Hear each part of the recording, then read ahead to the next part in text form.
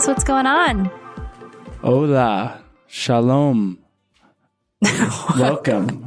I said shalom because it's like a greeting. Is it? In Hebrew. Yes, it is. And today's episode's about religion. Okay, very good, very good. I was raised Jewish. I like where you're going. Sarah's looking at me like, what was that?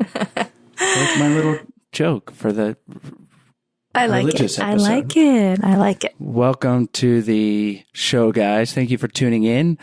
We already kind of told you that today's episode is about religion in the relationship. And Sarah and I talk a little bit about our backgrounds and where we are in our relationship in regards to religion.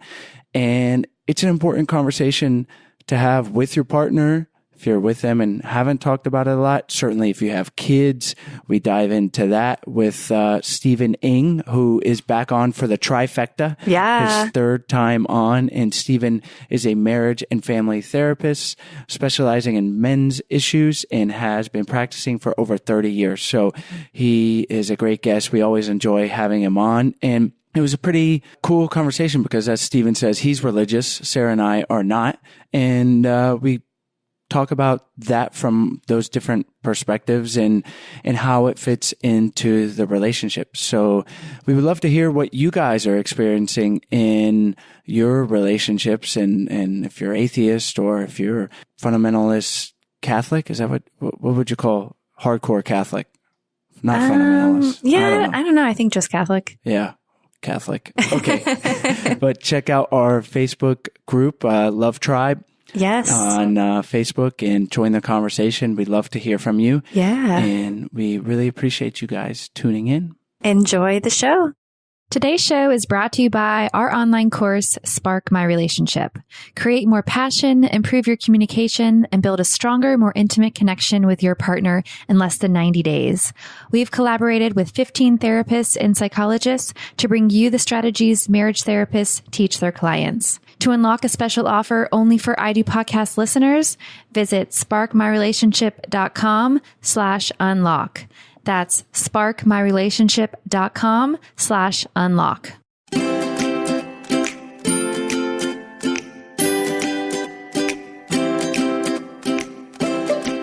Hi, Stephen. Welcome back to the show. I think we can actually call you a regular now that you've been on the show for 3 times.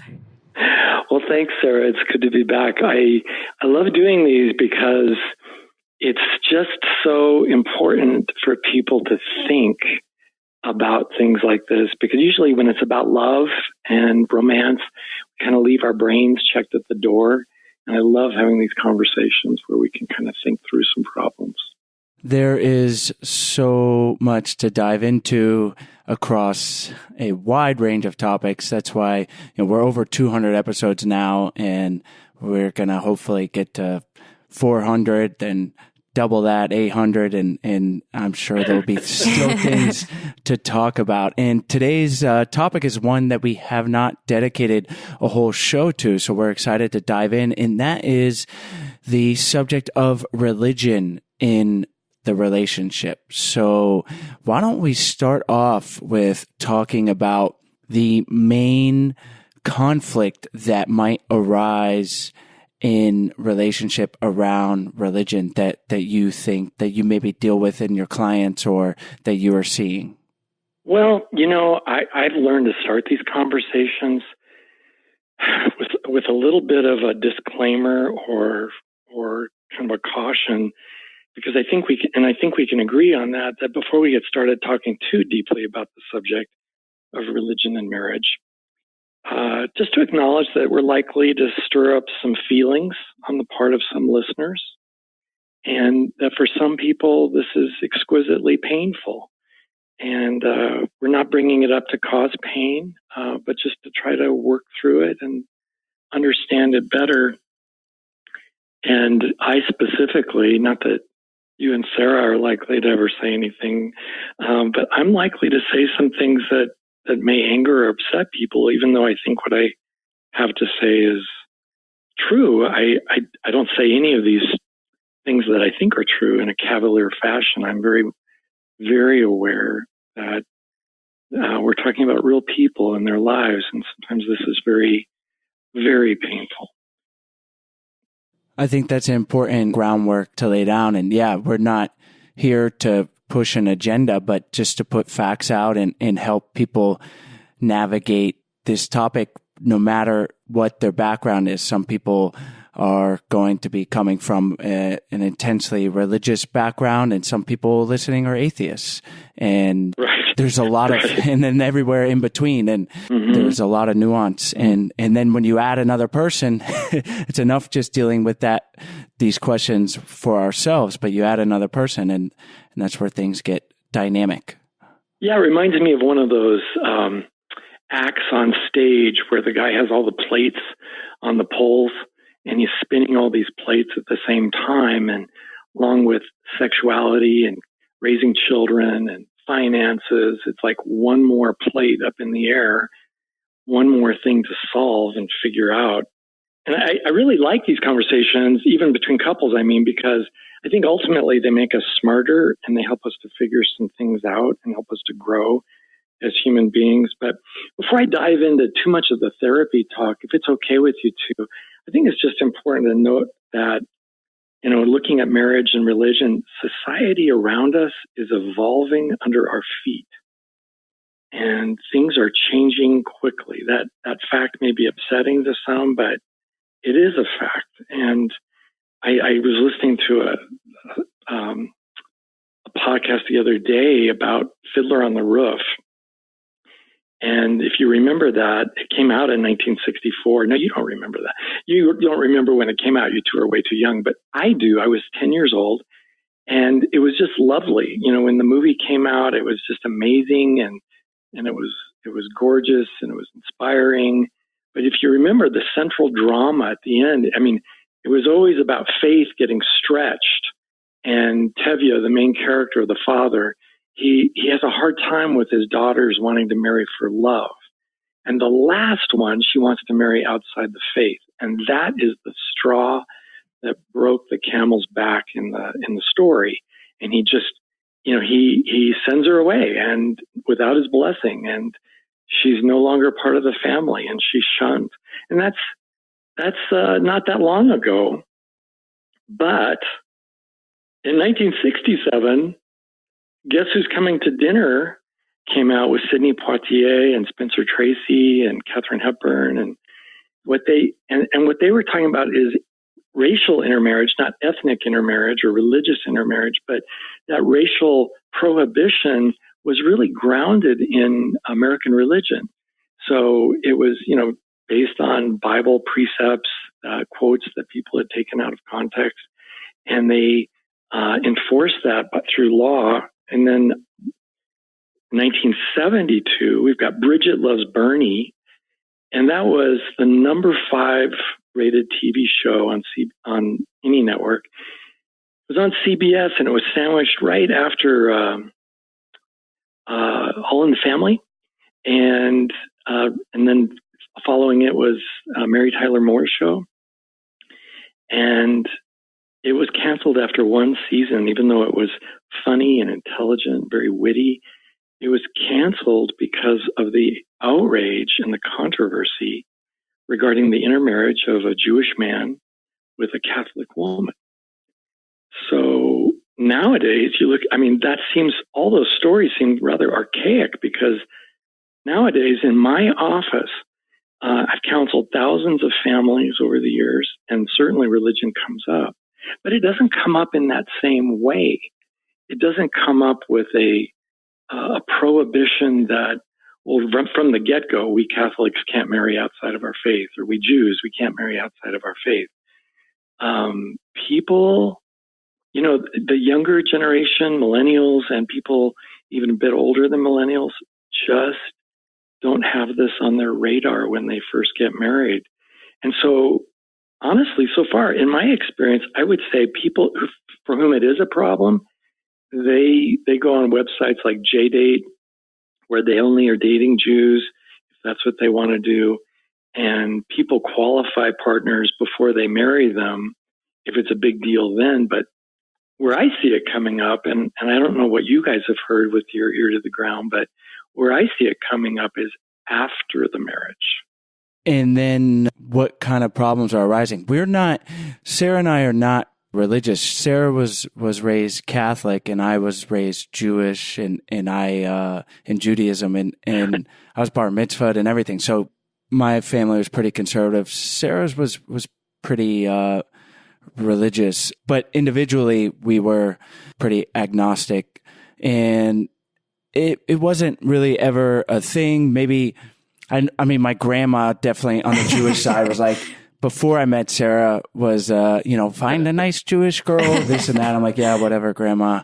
And then of course she met Sarah, and none of that mattered because she was, in love with her and her personality. And yeah, it seems like those days are not behind us, but it's certainly not what it was 10, 20, 30, 40 years ago, where, it's a much different conversation.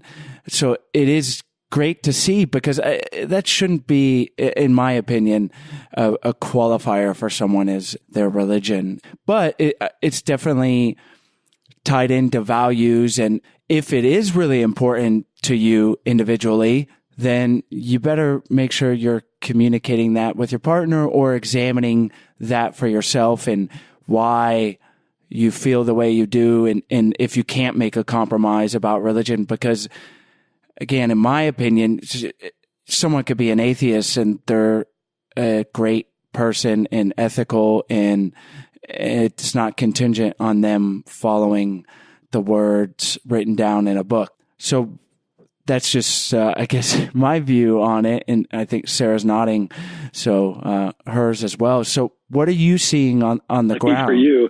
Yeah. Well, I'm listening to you guys, and you are... Bridget and Bernie, it's quite an interesting story to hear. I didn't know about that show. Oh, you need to watch it. It's available. It's a great program. But I think there's some science, or at least reason and logic behind what you're saying, in that, as if marriage is a strategic alliance between two people who come together to face life's challenges together, and by pooling their resources to overcome those challenges and raising children and acquiring wealth and, achieving their personal goals, then I think most of us have decided that religion is irrelevant to that. And I think there's some reason and logic behind that observation, because even couples who I've met who have, as near identical religious backgrounds as possible, their identicality does not make for intimacy. I mean, merely being the same doesn't create intimacy. In fact, it's sort of if you think about it, it creates a bit of a lack of opportunity to develop intimacy, which intimacy is, sharing our lives safely with each other. And when I marry a woman who's like a little religious mini-me, I don't really have to stretch too much, because basically I'm loving myself. It's pretty narcissistic in a way. And I'm not against couples who do marry within their faith. I think that can be perfectly wonderful, and I've seen many happy couples who do that. But the ability to tolerate our differences, that's really, to me, where we start stretching and learning to be bigger people, wiser people, and learning to love more deeply in accepting those differences. So typically, I think in this modern era, what we're going to see is people having problems after they get married. And it's usually because one of them has become a convert, or with the addition of children in the marriage, one of them has kind of evolved to a place where, okay, that didn't matter back then when we were childless, but now that we're raising the children, they simply have to go to, and then they fill in the blank. They have to go to the synagogue every Saturday, or they have to go to Catholic school, or they have to be raised as Mormons, or they have to be, the children sometimes create a crisis, not that they create it, but just their their appearance on the scene creates a lot of stress for some families. So how would a couple navigate those issues where one person now wants to start practicing or re-practicing a faith and the other partner in the relationship doesn't? Yeah. Well, that's the difficult thing, Sarah, isn't it? I mean, because I wish I could say there was one answer that fits everybody in every situation, but there isn't, right? Because frankly, and I speak as a recovering control freak, some of us are control freaks. So what we want is what we want, and we really can't tolerate anything other than what we want. But to them, I would say really that, for those of us who are religious, faith is a gift from God. People can't gin up faith, out of nothing, ex nihilo, as the Latins say. I can't gin it up out of nothing and make myself believe something I've never believed in my life. So if I don't have faith, that's not on me. That's not up to me to decide. That's really on God. So if my partner has a problem with my not believing as she does, she needs to seek help from her higher power and ask God to persuade me, guide me, influence me, somehow work in my life in such a way. But even that, okay, so that's one thing. Control freaks need to accept that, number one, identicality is not intimacy, does not make for a good marriage by itself. It's just a coincidence, like we're both blonde. It doesn't have anything to do with a quality marriage. But to know that it's a control issue sometimes helps my clients to take a deep breath and then let go. And to just accept the situation being what it is. And ironically, as any of the people who are anti-assimilation will tell you, it's the very act of acceptance and no longer trying to control the other person that is often liberating to the point where they feel free to examine the faith and maybe even flirt with the idea of getting to know it better and to perhaps even become believers. But once I make it into a control issue, then, my mate has to really give up her identity in order to please me. And that's not real faith, is it? These are great points and kind of not what you would think about initially when discussing this, because it's like, oh, let's talk about religion in the relationship, but we're not talking about religion. We're talking about the control issue and giving up that control and the identicality, like you said, and keeping these things in mind. And obviously, we need to know ourselves and know, like we talk a lot about on the show, like what our values are. And if your partner is aligning in your values, but they don't happen to want to go to church with you, then you need to think about that and then have a discussion around that. And that might be your own thing is church and your partner doesn't want to. But rather than getting resentful and not talking about it, which I imagine, that's a scenario, then there's no winners there. And like a lot of things we talk about, opening up that communication and moving forward from a place that you're on the same side, that you're using I statements, and then you can learn from your partner from both sides, because that's more interesting rather than dating or marrying yourself, who the person agrees with everything you do. And certainly there's nothing wrong with that, but it's nice to be challenged on your ideas. Maybe you're raised in a super fundamentalist household and you don't even realize that there's a whole world out there that you don't have to do things exactly the way that you were raised to do. And that's why relationships are so beautiful, because we learn new things about ourselves. We're exposed to new ideas. We're challenged. That's the way we should want to go through life, not having yes men and yes women all around you, just telling you how great you are and everything is the same as it's always been. Right. I that's exactly how it's been for me in my own journey. I'm one of those recovering fundamentalists who was raised in a really rigid church environment. And I used to think that we had to marry within our faiths. And I did that. And it was my first marriage. And it was horrible because truly, as younger people have discovered, it's really irrelevant to the quality of marriage. What is relevant is our capacity for love and acceptance, for tolerance, and for human dignity. So my wife and I now, we have different faiths, but we have far more intimacy in my second marriage than I did in my first marriage. And I think I've grown to the place where, you were talking earlier about how some of our listeners are atheists.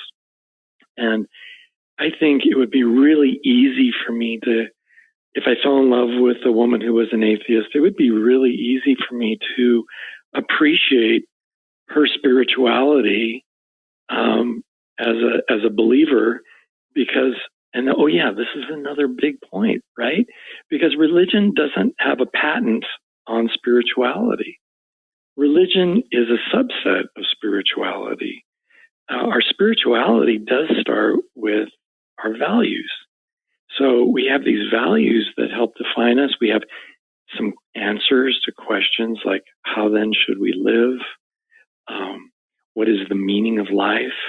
Why am I here? What is my purpose? How am I to interact with others? What is the meaning of love?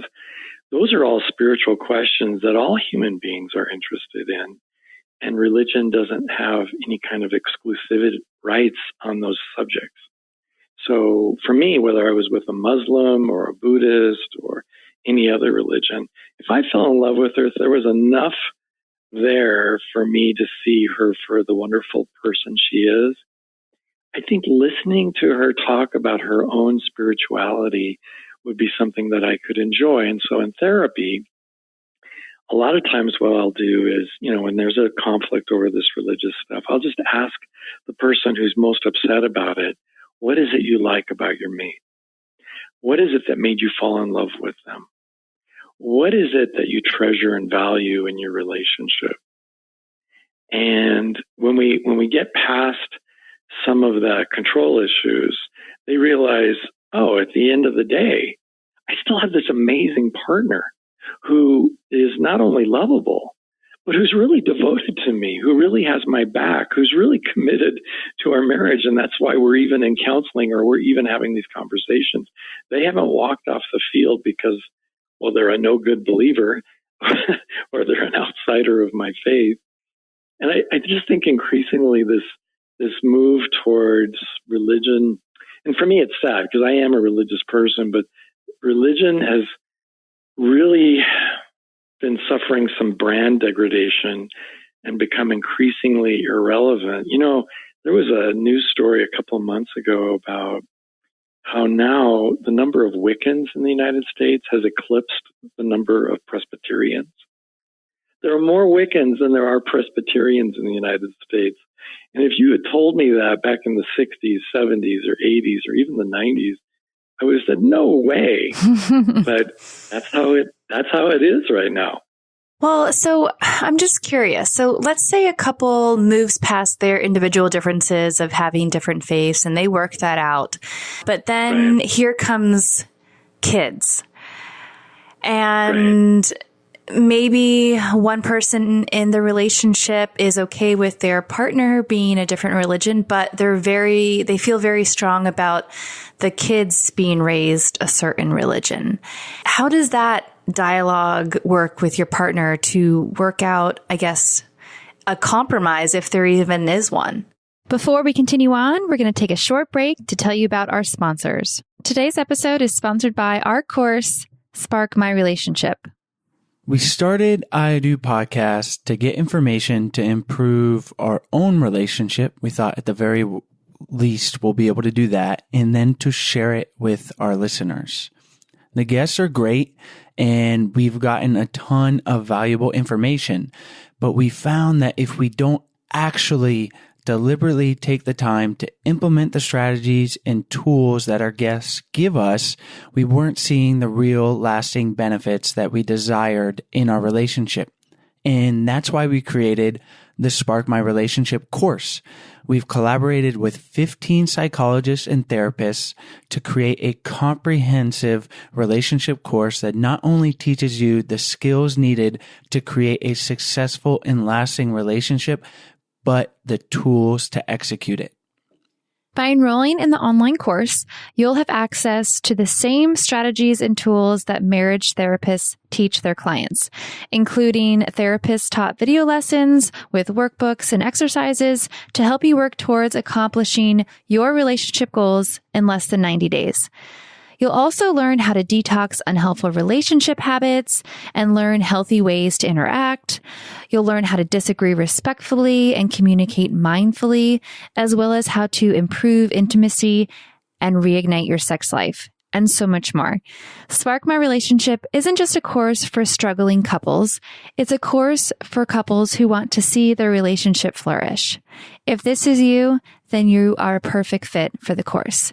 So for a special offer for our ID podcast listeners, head over to sparkmyrelationship.com/unlock. Again, for 30% off the course, plus special bonuses just for ID podcast listeners, visit sparkmyrelationship.com/unlock. Well, people do come up with a couple of compromises, and one is, of course, we're not going to do anything. We'll let the children decide when they're of age. I think that's a terrible option, because I think that option fosters a sort of religious illiteracy. And again, I'm not trying to offend anybody when I say that, and if that's your choice, so be it. But I think that's avoiding the conflict rather than resolving the conflict. And I think conflicts left unresolved do push us apart. Instead, I think the argument could be made that the children could be raised in or attending services in one or both, and that's a conversation people could have. We could observe the holidays of one or both.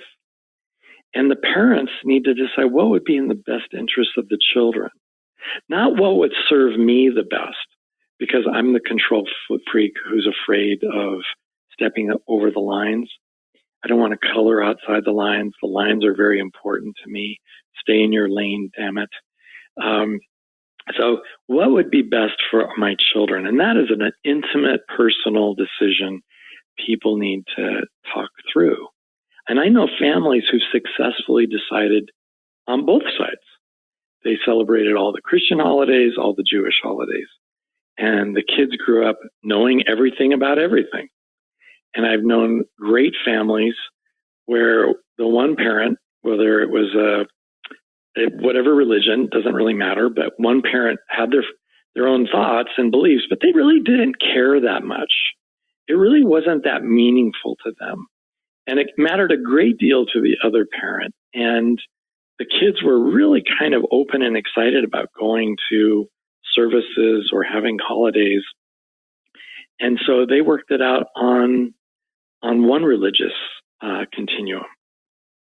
So again, there's no one size that fits all people. I think it's really important for people to remember to be adaptive, because at the end of the day, our religion is here to serve us. We're not here to serve our religion.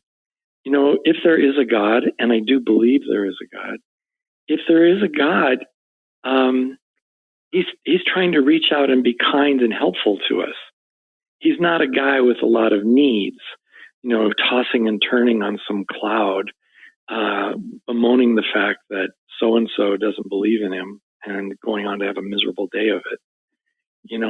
If God is reaching out to us, then it's really for us. And so parents, it's just like deciding on a school or deciding what kind of diet my child is going to have or what kind of sex education. We need to have conversations about religion and what's going to be the most helpful for our children. Does that make sense, Sarah?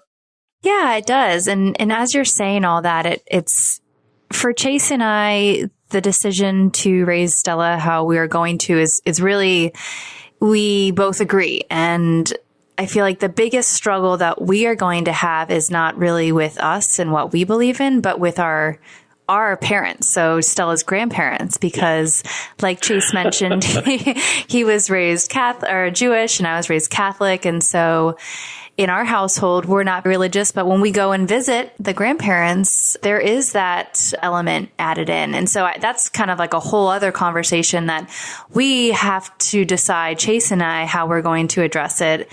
And I don't even know what we're going to do yet about that. Well, it's a relevant topic, but it's also something that probably does deserve its own deep dive, right? Because in-laws and issues around lifestyle and beliefs. But I think just to acknowledge, I think in-laws obviously they're the older generation. And I think that for a lot of them, religion was a comforting, soothing, familiar place. And when two whippersnappers like yourself decide to freeform it and go their own way, it's a little disorienting and frightening. And for some religious people who are, like for a Jewish family, it brings up great fears, I think, of assimilation and irrelevance. For a fundamentalist family or even a fundamentalist Catholic family, it brings up concerns that your children or your grandchildren are going to burn in hell forever. But really, I think it's really ultimately very personal. I think it's really about how uncomfortable it makes the in-laws. And I go back to the idea of religious literacy. And there is a book out there, I think, with that very same title, Handbook of Religious Literacy.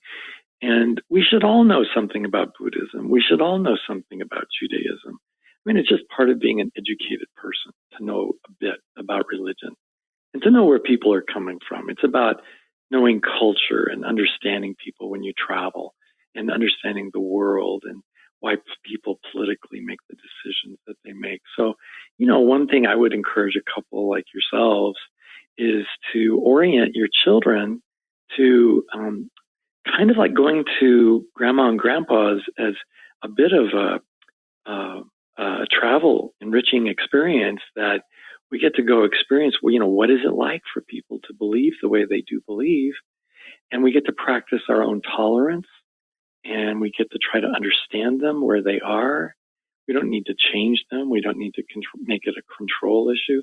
Now, having said that, Sarah, I know that there are in-laws who sometimes cross the line and start, evangelizing or proselytizing our children or guilt tripping them.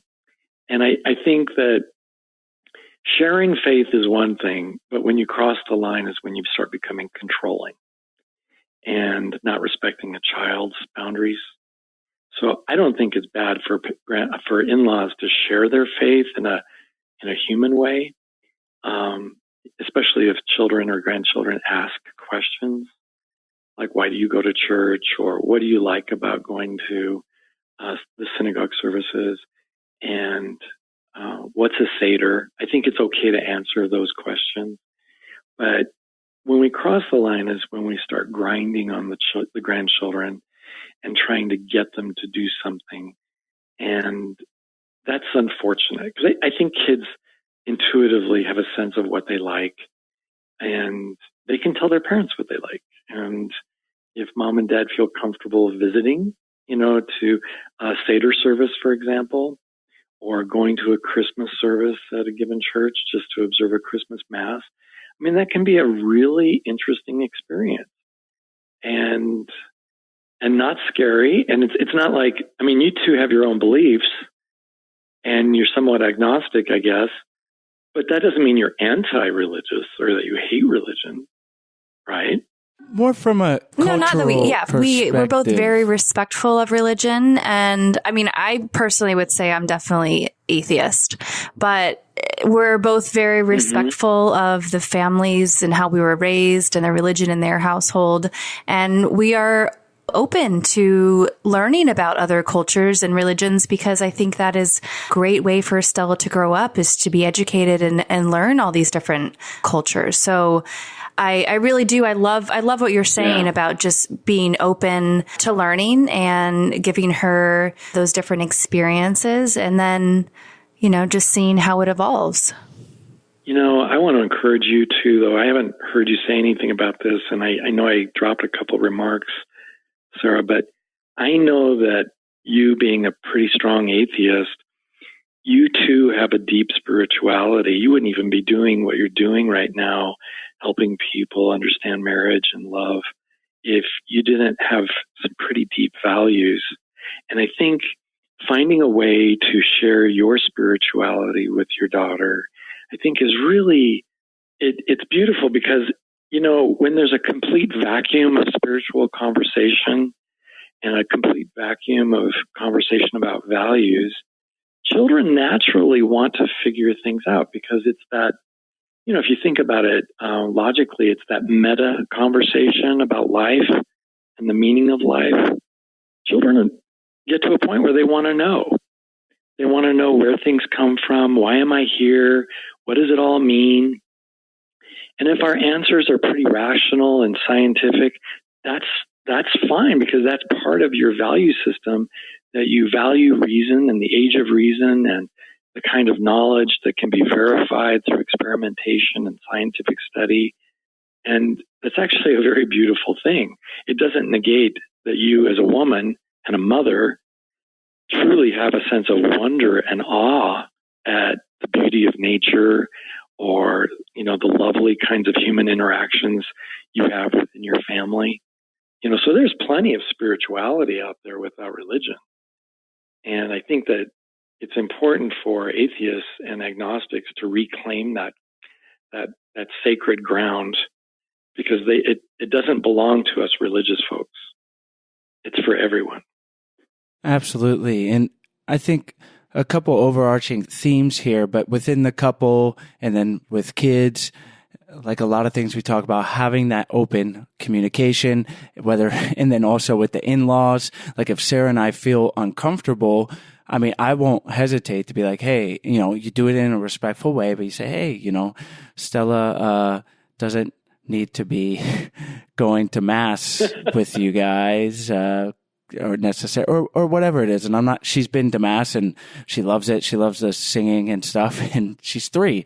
And then going back to what you're saying, Sarah and I being atheists and having space for spirituality, I think that is something we try to cultivate in an appreciation for nature and just the wonderment of being here and how lucky we are to have the life we do, and teaching Stella to be grateful and having that third relationship in our life, our relationship with spirituality and nature, the relationship between Sarah and I, and then with our daughter, and then with the environment in our world, and being grateful. And that's something that I think is important to all relationships, whether you find it in Catholicism, Judaism, or in nature.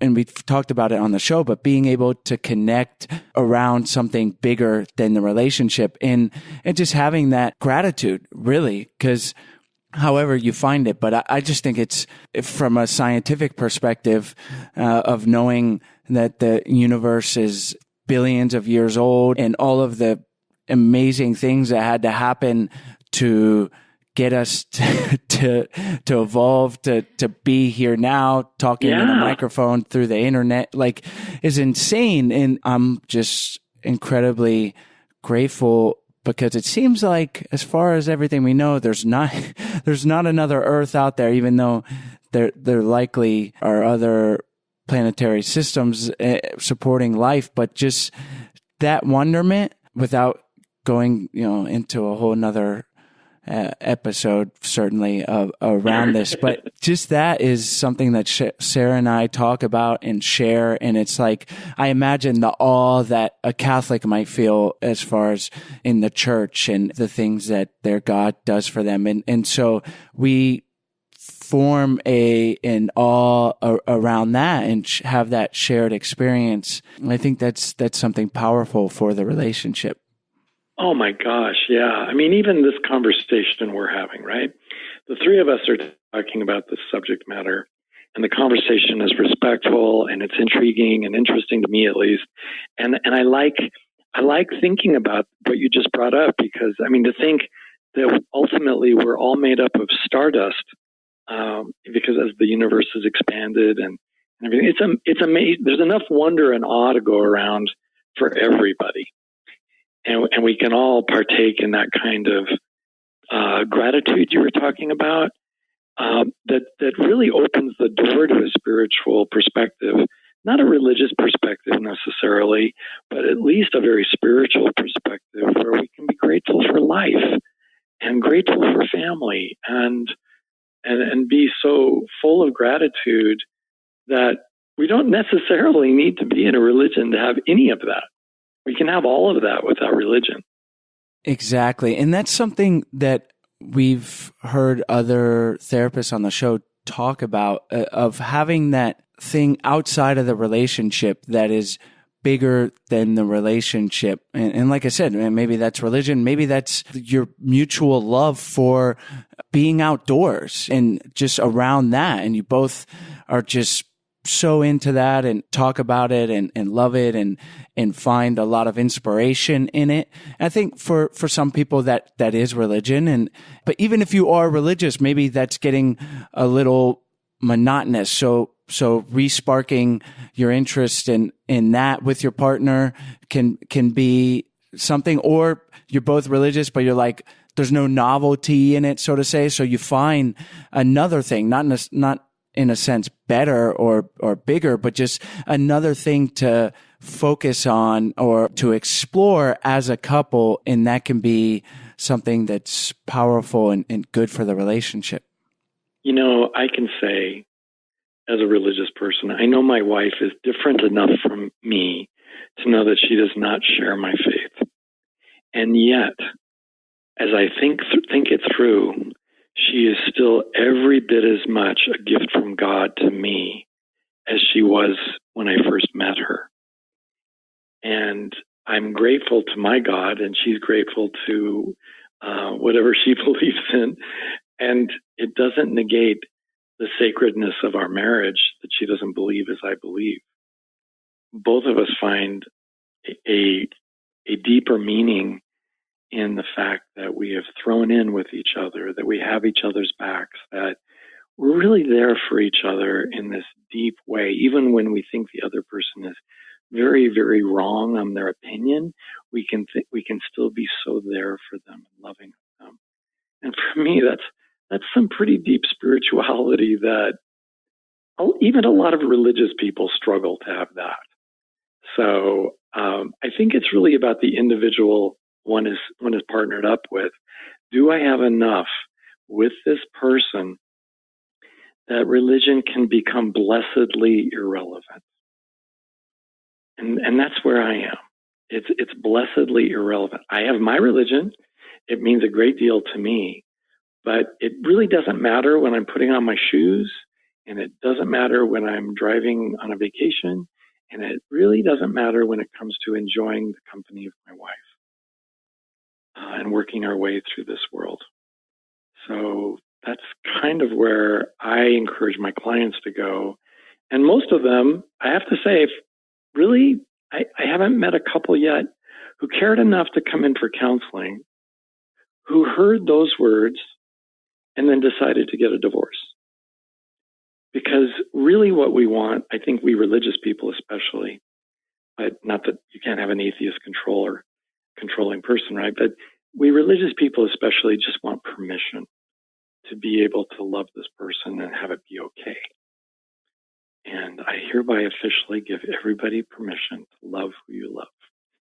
We love that. And that, I think, is a great place to leave this podcast, because we could obviously talk for a long time about the meaning of life and how that fits into relationships. But I think we laid a great groundwork. And I like what you're saying, like just that perspective of when you're tying your shoes, like that's not, as long as your values align and you can have that open communication, then that shouldn't be something that is a detriment to the relationship, as far as having a partner with a different perspective. In a lot of ways, in every way, that's actually an asset and something that can be valuable and help your relationship flourish. So, Stephen, we'll have to have you back on. We'll maybe figure out the meaning of life. We could tackle that. But I think there's a lot of meaning to be found in these conversations in our relationships, and that's a good place to start. So why don't we finish up by having you tell our listeners where they can find you online, if there's one thing you want to leave them with, and then we'll say goodbye. Oh, sure. They can find this and other podcast links at StephenIng.com. That's Stephen with a V. And of course, they'll get to see my incredibly handsome face and put a face with the voice. And I think that's really all that needs to be said. Excellent. Well, we'll have the link to your website on our website on your show notes page at idpodcast.com. Our listeners know to go there to access all the information about you and learn more about you. And again, thank you so much for joining us back on the show. Thanks, Sarah. I really appreciate that. You two are a delight. As I get to know you, I find you so interesting and so delightful to talk to. You take care now. Hi guys, we hope you enjoyed today's episode. As always, all the links are in the show notes page as well as on the podcast description. And while you're on our website, we encourage you guys to check out our 14-day Happy Couple Challenge. We send you an email for 14 days with simple, doable challenges to help strengthen and improve your relationship. And on our website, we also have a bunch of free resources for your relationship. So we encourage you to check those out. We also have our Love Tribe on Facebook. We encourage you guys to join the tribe and be there for support for each other. If you have questions or just need some relationship advice, we are all here for each other.